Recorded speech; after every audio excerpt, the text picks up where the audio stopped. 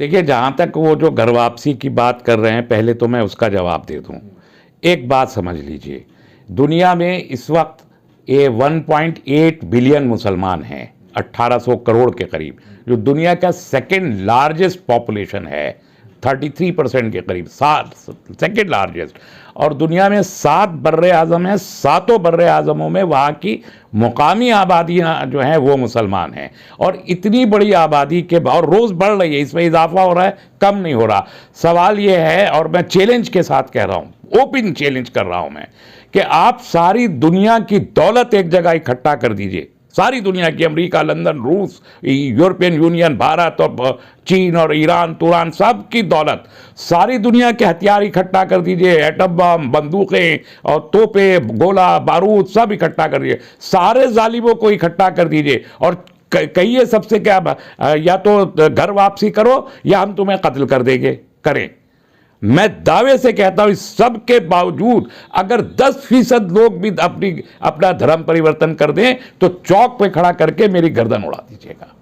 इतना लोग, जो शख्स, ये सोचना चाहिए सारी दुनिया को कि जो शख्स इस्लाम के दायरे में रहता है वो जान दे सकता है, ईमान नहीं दे सकता। ये है, क्या है वो खुसूसियत इस्लाम के अंदर, इस पर सारी दुनिया को गौर करना चाहिए। तो जो घर वापसी कराने वाले मदारी हैं, ये मदारी इस बात को नहीं समझते कि इस्लाम के अंदर कितनी ज़्यादा क़ुव्वत है कि उसके मानने वाले अपनी जान दे सकते हैं, अपना ईमान नहीं दे सकते। वो ना दौलत के से मरूब होते हैं और ना वो ताकत से मरूब होते हैं, ना वो अपनी जान की परवाह करते हैं और ना वो अपने दौलत और अपने मकान और अपने कारोबार की परवाह करते हैं। वो सिर्फ ईमान की परवाह करते हैं। ईमान पे मरना एक मुसलमान अपनी शान समझता है और समझता रहेगा। सर, वो तो कह रहे हैं कि हिंदू राष्ट्र में कोई दिक्कत नहीं होगा आप लोगों को, आप रहेंगे, बस भगवा टोपी पहनेंगे, नमाज उमाज सब पढ़ सकते, कोई दिक्कत नहीं है। वो हैं कौन जो ये मशवरा दे रहे हैं? उनकी क्या हैसियत है? वो कोई धर्म गुरु नहीं है, वो कोई शंकराचार्य नहीं है।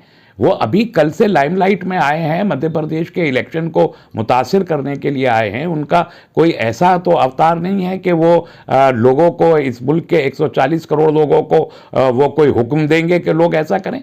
क्या हैसियत है उनकी?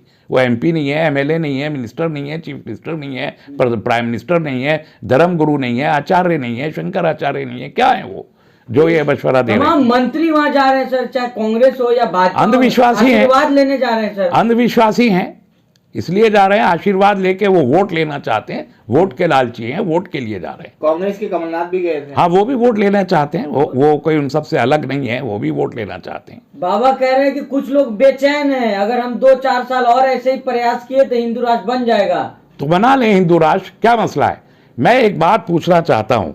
देखिए, सनातन धर्म के बारे में कहा जाता है कि लाखों साल पुराना मजहब है, और मुमकिन है, क्योंकि जब दुनिया में कोई धर्म नहीं था तो हो सकता है कि जो इब्तदाई थॉट है वो एक ही है सारे मजहब की, वो भारत में उसको सनातन धर्म कहते हैं।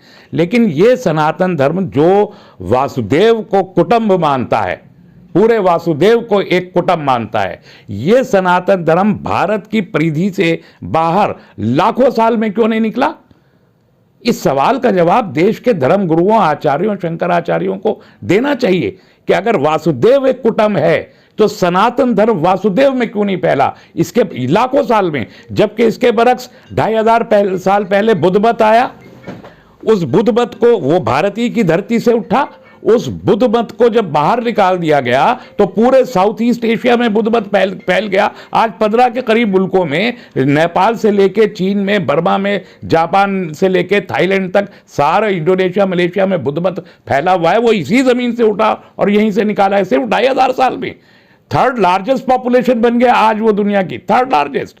और इसके बाद जो क्रिश्चियनिटी है वो तो सिर्फ 2000 साल पहले शुरू हुई, और वो भी वेस्ट एशिया, अरब के खित्ते से क्रिश्चियनिटी शुरू होती है। पूरे अरब में, पूरे यूरोप में, पूरे अफ्रीका में फैल के दुनिया की सबसे ज़्यादा, सब लार्जेस्ट प्रैक्टिसिंग रिलीजन क्रिश्चियनिटी बन जाता है सिर्फ 2000 साल में। और इस्लाम का तो मैं जिक्र ही नहीं कर रहा हूँ।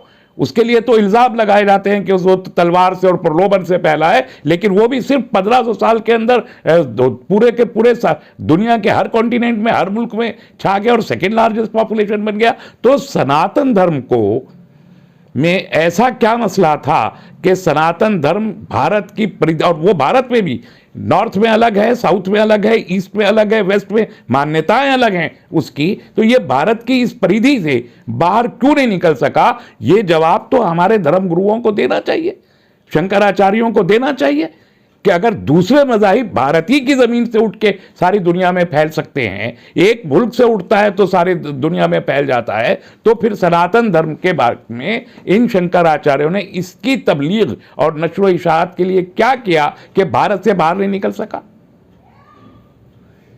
धीरेन्द्र शास्त्री कह रहे हैं अखंड भारत भी बनाना है, पाकिस्तान को मिलाना है। अखंड तो है भारत ना। नहीं, कहाँ है? अखंड तो है। कहाँ अखंड है?